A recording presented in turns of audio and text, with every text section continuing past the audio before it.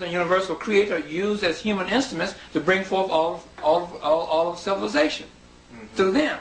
Like each human on earth, their personal creator used their mother and father as human instruments to bring them forth in the world.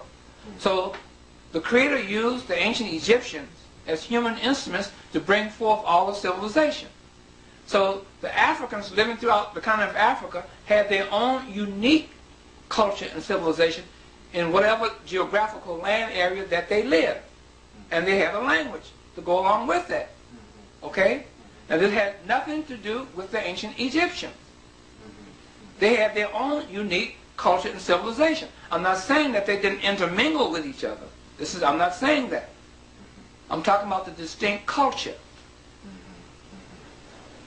And you follow what I'm saying? I follow you. Okay. I'd like for you to just explain then the Book of the Dead. Manetho was supposed to have given a history. And if you go to Abydos, you'll find in Abydos a place where they say is a library. And then you find the listing of all the kings that coincide with Manetho's explanation or history of Egypt. How do you deal with that? Manetho. Yeah. Supposed to have come about during the time of Ptolemy II Philadelphia's. We're talking about 287, 83, up in that area, BCE. Okay? There never wasn't Manetho or Manetho. Manetho, you have to understand, Clemson, is nothing but a incarnated name again for the Europeans to write through. Okay? Just a European name that the Europeans used to write through. Created by the Europeans. They took this name, Manetho, and said that he was an Egyptian priest during the time of Ptolemy II Philadelphia's. And Ptolemy II Philadelphia, this is how the story goes. Suppose I have asked Manetho or Manetho to write a history on his ancestors, the ancient Egyptians. And Manetho constructed, supposedly, a chronology of ancient Egypt. This is what they're saying. Okay? But James Henry Breasted, in his book, A History of Egypt, denounces Manetho. Okay?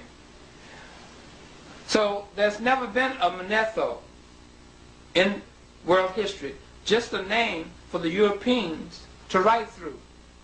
A history or a supposed chronology of ancient Egypt. You see that?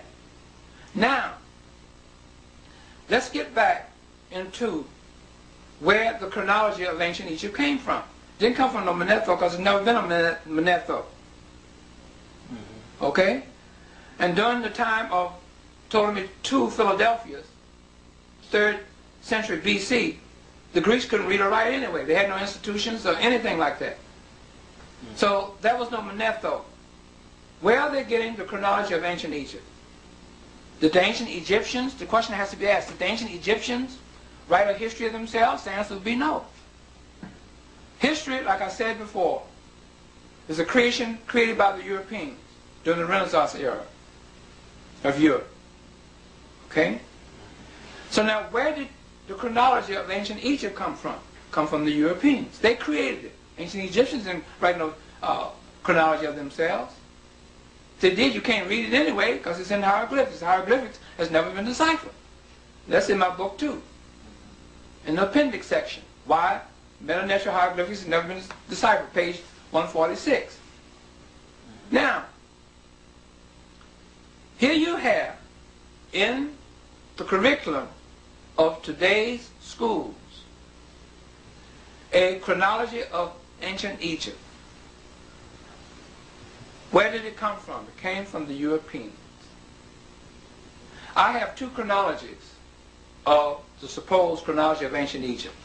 One I got out of a book that was printed in 1868.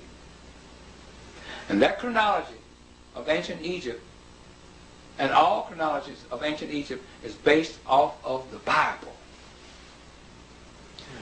This 1867 or 68 publication in this book, it says that the first pharaoh of Egypt was Menes or Mesram.